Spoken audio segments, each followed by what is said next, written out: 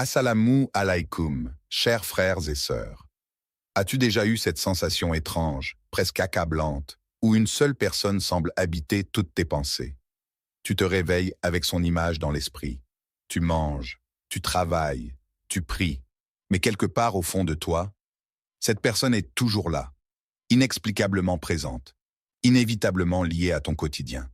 Et tu te demandes, pourquoi suis-je obsédé, par cette personne? Ce n'est pas juste de l'attirance. Ce n'est pas simplement de l'amour ou un intérêt passager. C'est plus profond. Comme si quelque chose en toi refusait de lâcher prise. Comme si ton cœur répétait son nom même dans le silence. Tu te demandes si c'est un signe, un message, un destin, ou peut-être une illusion. Parfois, tu ressens du vide, un manque inexplicable. Même si cette personne est loin ou absente depuis longtemps, elle reste une présence constante dans ton esprit. Tu remets en question ta foi, tes intentions, et même ton équilibre émotionnel.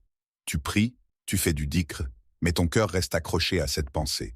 Tu te demandes, est-ce une bénédiction ou une épreuve? Et dans cette confusion, tu cherches des réponses.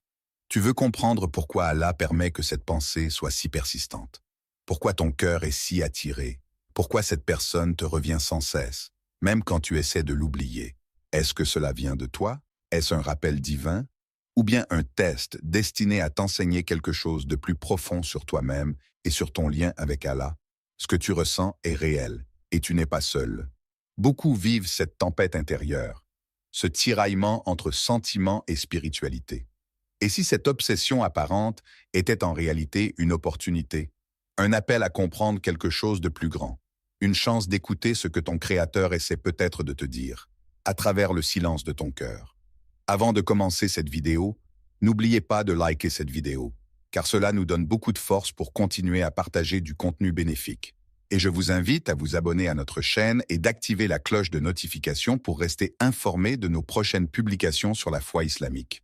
Merci et bonne vidéo. La nature humaine, pensée et sentiments. Le cœur humain est complexe. Il ne suit pas toujours la logique. Il ne demande pas la permission pour ressentir. Il s'attache, il espère, il craint, il s'emballe. L'être humain est, par nature, émotionnel. Allah nous a créés ainsi, sensibles, capables d'aimer profondément, de nous attacher, de nous sacrifier même pour ceux qui comptent. Et ce n'est pas une faiblesse.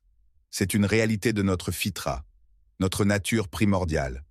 Lorsque quelqu'un marque notre cœur, que ce soit par son regard, sa bonté, sa présence ou même un souvenir, cela peut devenir un point d'ancrage dans notre esprit. Et parfois, cette pensée ne nous quitte plus. Elle s'installe, elle grandit, jusqu'à occuper un espace que seule notre relation avec Allah devrait occuper. Psychologiquement, penser constamment à quelqu'un peut révéler un vide émotionnel ou une dépendance affective. Cela peut venir d'un manque de reconnaissance, d'un besoin d'amour ou d'un traumatisme non résolu. Notre cerveau a tendance à rejouer ce qui nous touche le plus, et plus on pense à une personne, plus elle s'ancre en nous. Le cerveau établit des connexions neuronales renforcées par l'habitude, et la pensée devient automatique. Mais il y a une différence fondamentale entre une pensée saine et une obsession. Une pensée saine est passagère. Elle peut venir, mais elle ne prend pas le contrôle. Elle n'empêche ni la prière, ni le sommeil, ni la paix intérieure. Elle respecte l'équilibre émotionnel. L'obsession, en revanche, est envahissante. Elle s'infiltre partout. Elle distrait pendant les actes d'adoration. Elle perturbe le sommeil. Elle rend le cœur instable. Elle transforme l'attachement en dépendance et l'intérêt en fixation. L'obsession te fait oublier que le cœur ne doit appartenir pleinement qu'à Allah. Il est naturel de penser à quelqu'un qu'on aime ou qu'on admire. C'est humain. Mais lorsque cette pensée devient incontrôlable, il est important de s'interroger. Cette personne occupe-t-elle une place qu'Allah devrait occuper dans mon cœur? Est-ce que cette fixation me rapproche de mon Créateur ou m'en éloigne? Comprendre cette différence est le premier pas vers la libération intérieure. Car ce n'est pas l'amour en soi qui est dangereux, mais l'attachement qui déracine la paix spirituelle. Et parfois, ce qui semble être de l'amour est en réalité un signal, un rappel que quelque chose en nous cherche à combler un vide bien plus profond. Ce que dit l'islam sur les pensées persistantes. Il y a quelque chose de profondément rassurant dans le fait de savoir qu'Allah connaît parfaitement ce que nous ressentons, même lorsque nous ne trouvons pas les mots pour l'exprimer. Il sait ce qui habite notre cœur, nos doutes, nos désirs, nos douleurs silencieuses. Dans le Coran, Allah dit « Nous avons effectivement créé l'homme, et nous savons ce que son âme lui suggère, et nous sommes plus près de lui que sa veine jugulaire. » Sourate Kaf, verset 16. Ce verset seul suffit à apaiser une âme troublée. Allah ne nous reproche pas de ressentir. Il ne nous condamne pas pour nos pensées. Il les connaît mieux que nous-mêmes. Il sait pourquoi cette personne occupe ton esprit. Il sait ce que tu espères, ce que tu crains, ce que tu caches aux autres. Ton obsession, aussi lourde soit-elle, n'est pas ignorée. Elle est vue. Elle est entendue. L'islam ne nie pas la réalité des pensées persistantes. Il les reconnaît. Mais il nous enseigne aussi comment y faire face sans qu'elles ne nous égarent. L'un des outils les plus puissants qu'Allah nous a donnés est l'invocation, le dua. Le prophète Muhammad, paix et bénédiction sur lui, a dit « L'invocation est l'arme du croyant », rapporté par Al-Hakim.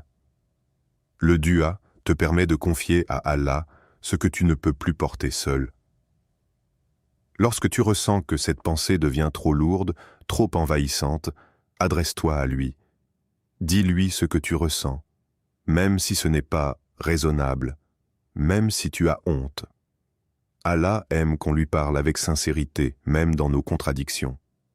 Tu peux dire, par exemple, « Oh Allah, si cette personne est un bien pour moi, rapproche-la de moi. Et si elle est un mal pour moi, éloigne-la de mon cœur et éloigne mon cœur d'elle. » C'est une forme de tawakkul, de confiance totale. Tu demandes à Allah de guider ton cœur, même contre ce que tu crois vouloir. Ensuite, il y a la prière, salat. C'est bien plus qu'un rituel, c'est un refuge, un moment sacré où tu peux déposer toutes tes pensées, tes doutes et tes obsessions entre les mains du tout miséricordieux. Tu remarqueras que les pensées perturbantes reviennent souvent pendant la prière. Ce n'est pas une faiblesse, c'est une indication. Ton âme a besoin de silence, elle a besoin de recentrer son adoration. Et puis, il y a le dhikr, le rappel constant d'Allah. Plus tu te rappelles Allah, plus ton cœur retrouve la paix. Le Coran dit « Ceux qui ont cru et dont les cœurs se tranquillisent à l'évocation d'Allah. » N'est-ce point par l'évocation d'Allah que se tranquillisent les cœurs? Sourate Ar-Ra'd, verset 28. Lorsque tu remplis ton cœur du dhikr, tu le protèges, tu le réalignes. Tu lui rappelles que le vrai centre d'attention, ce n'est pas cette personne, c'est ton Créateur. L'islam nous enseigne aussi que les pensées ne sont pas toutes à prendre au sérieux. Certaines viennent de notre nafs, ego, d'autres du shaitan, qui cherche à détourner notre attention. Lorsque tu te sens prisonnier d'une pensée, interroge-toi. Est-ce un rappel qui m'élève ou une obsession qui me consume? Est-ce que cette pensée m'approche d'Allah ou m'en éloigne? En réalité, les pensées persistantes peuvent être une bénédiction déguisée. Elles te forcent à revenir à Allah, à demander son aide, à chercher son apaisement. Et il n'existe pas de meilleur endroit pour poser son cœur que dans les mains de celui qui l'a créé. Quand penser à quelqu'un devient une épreuve. Il arrive un moment où penser à quelqu'un n'est plus simplement une émotion naturelle ou un souvenir passager. Cela devient un fardeau, une lutte intérieure. Un conflit entre ce que ressent ton cœur et ce que dicte ta foi. Et tu te demandes, pourquoi cette pensée persiste-t-elle malgré moi? Pourquoi est-ce que je n'arrive pas à m'en libérer? Parfois, cette insistance n'est pas là par hasard. C'est peut-être un test d'Allah. Allah teste ses serviteurs de différentes manières, par les pertes, les douleurs, les peurs, mais aussi par les attachements. Ce que tu ressens si intensément peut être une épreuve déguisée. Ce n'est pas toujours une bénédiction immédiate. Parfois, Allah te confronte à ton propre cœur pour t'éduquer, pour t'épurer, pour te montrer les limites de ton attachement à la création. L'attachement non maîtrisé peut être dangereux. Il commence souvent par quelque chose d'innocent. Une admiration, une connexion, une belle intention. Mais lorsqu'il devient incontrôlé, il commence à déséquilibrer ton âme. Il t'éloigne de la paix. Il déforme ta perception de la réalité. Et surtout, il prend la place qui revient à Allah seul dans ton cœur. Le prophète Muhammad, paix et bénédiction sur lui, a dit « Ton amour pour une chose te rend aveugle et sourd », rapporté par Abu Daoud. Cet amour excessif, cette pensée obsessionnelle, devient une prison intérieure. Tu n'écoutes plus les signes, tu n'entends plus les rappels, Tu ne vois plus les avertissements. Tout tourne autour de cette personne. Et c'est là que commence l'épreuve. Allah veut peut-être que tu te réveilles. Il y a des signes clairs que ce lien, cette pensée, est une épreuve. Quand tu pries, mais que ton esprit revient toujours vers cette personne. Quand tu sens ton cœur fatigué, vidé, malgré ton attachement. Quand tu fais tout pour te rapprocher d'elle, mais que tout semble bloqué. Quand tu ressens une tristesse constante, même en pensant à quelqu'un que tu crois aimer. Ces signes ne sont pas là pour te détruire. Ils sont là pour te réorienter. Allah, dans sa sagesse, t'éloigne parfois de quelqu'un non pas par punition, mais pour protéger ton cœur. Ce que tu veux n'est pas toujours ce dont tu as besoin. Parfois, tu te dis, pourquoi Allah ne me donne-t-il pas cette personne si je l'invoque avec sincérité? Mais la réponse ne se trouve pas dans ce que tu obtiens, elle se trouve dans ce que tu deviens à travers cette épreuve. Allah peut vouloir t'enseigner la patience, l'endurance, la dépendance totale à lui. Sourate Al-Baqarah, verset 216, nous rappelle une vérité essentielle. Il se peut que vous détestiez une chose alors qu'elle est un bien pour vous, et qu'il se peut que vous aimiez une chose alors qu'elle est un mal pour vous. Allah sait, et vous, vous ne savez pas. Ton cœur n'est pas mauvais parce qu'il ressent, mais il a besoin d'être guidé, il a besoin de retrouver sa direction. Et parfois, c'est en perdant ce que tu veux que tu découvres ce dont tu as réellement besoin, un lien fort, intime, sincère avec Allah. Alors si cette personne reste dans ton esprit au point de troubler ta paix, demande-toi, suis-je face à une invitation à aimer Allah plus, à l'invoquer davantage, à lâcher prise pour mieux me recentrer? L'épreuve est réelle. Mais derrière chaque épreuve se cache une opportunité de croissance spirituelle. Et Allah ne te laisse jamais seul face à ce que ton cœur ne peut supporter. Que veut te dire Allah? Lorsque tu es constamment en train de penser à quelqu'un, il est naturel de chercher un sens, une raison cachée. Tu t'interroges, est-ce un signe d'Allah? Une réponse à mes prières? Une épreuve? Un rappel? Une punition? Ces questions surgissent lorsque le cœur est dans la confusion. Et pourtant, dans cette agitation intérieure, il se peut qu'Allah essaie justement de te parler. Peut-être que cette personne est un moyen de te rapprocher d'Allah, pas de t'en éloigner. Parfois, une pensée persistante devient une alerte spirituelle. Elle te pousse à chercher des réponses, à faire du dua, à prier avec plus de sincérité. Elle te confronte à ta vulnérabilité, et cette vulnérabilité peut devenir une porte vers Allah. Il se peut qu'en pensant à cette personne, tu te mettes à invoquer plus souvent, à pleurer dans tes prières, à demander une orientation que tu n'avais jamais demandée avant. Peut-être que cette âme est entrée dans ta vie ou dans ton esprit, simplement pour t'ouvrir les yeux sur ta propre relation avec ton Créateur. Mais il faut aussi être honnête avec soi-même. Peut-être que cette personne est une distraction, une illusion, une passion déguisée, et qu'Allah, dans sa miséricorde, te montre par cette obsession ce que tu dois réajuster. Car tout ce qui t'éloigne de lui, même si cela te fait du bien temporairement, n'est pas un vrai bien. Et tout ce qui t'arrache à lui, même si cela semble doux, est une perte. Alors, que veut te dire Allah? Il veut peut-être que tu reviennes à lui, que tu réalises que ton cœur a besoin d'être centré sur l'essentiel. Il se peut qu'il t'aime tellement qu'il ne veuille pas que tu t'attaches à quelque chose ou à quelqu'un qui n'est pas fait pour toi. Et ce détachement peut faire mal, très mal, mais il est parfois nécessaire pour grandir. Allah veut peut-être que tu comprennes cette vérité spirituelle. Ton cœur a été créé pour l'aimer en priorité. Toutes les autres formes d'amour ne peuvent être équilibrées que si son amour vient en premier. Sinon, l'amour devient dépendance, la pensée devient obsession, et la personne devient idole. Parfois, le message qu'Allah te transmet à travers cette pensée insistante, c'est « lâche prise, ce n'est pas là que se trouve ta paix ».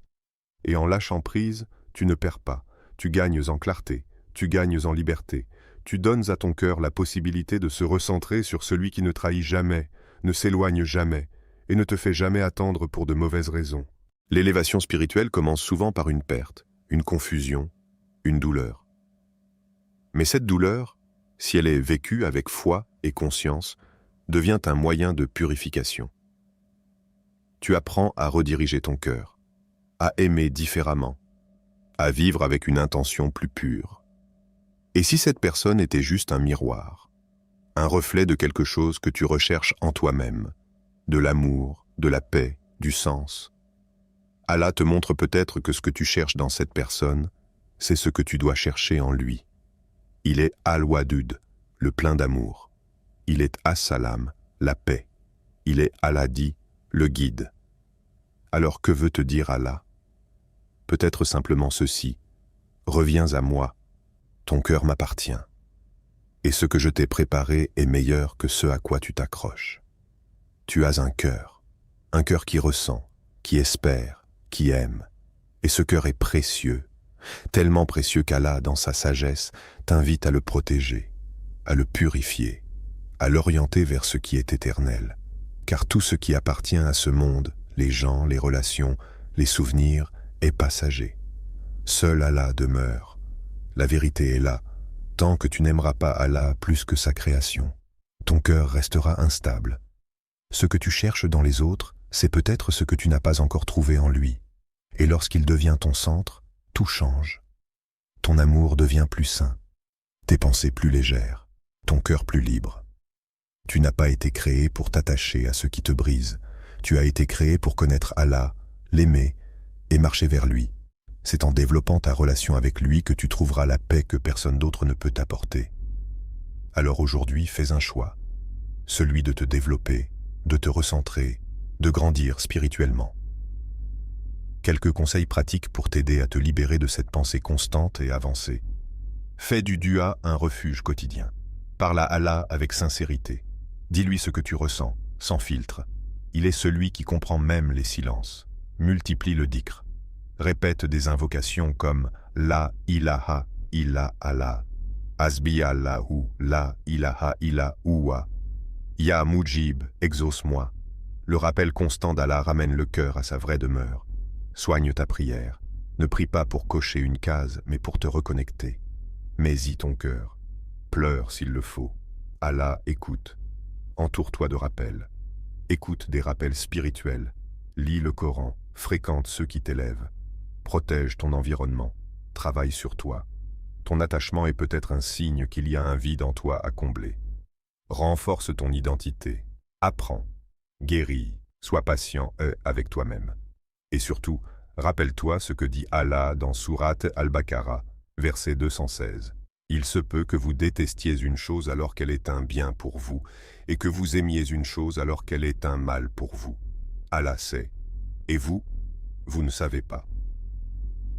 Tu ne vois peut-être pas encore la sagesse, mais Allah sait, et ce qu'il te réserve est meilleur que ce à quoi tu t'accroches. Dua pour la clarté du cœur. Ô Allah, si cette pensée est un bien pour moi, facilite-la pour moi, et si elle est un mal pour moi, retire-la de mon cœur, et rends mon cœur paisible par ta lumière. Fais que mon amour pour toi soit plus fort que tout autre attachement. Ne me laisse pas seul, face à mes émotions, même pour un instant. Tu n'es pas seul, Allah est avec toi. Et parfois, ce qu'il t'empêche d'avoir est en réalité ce qu'il utilise pour te rapprocher de lui.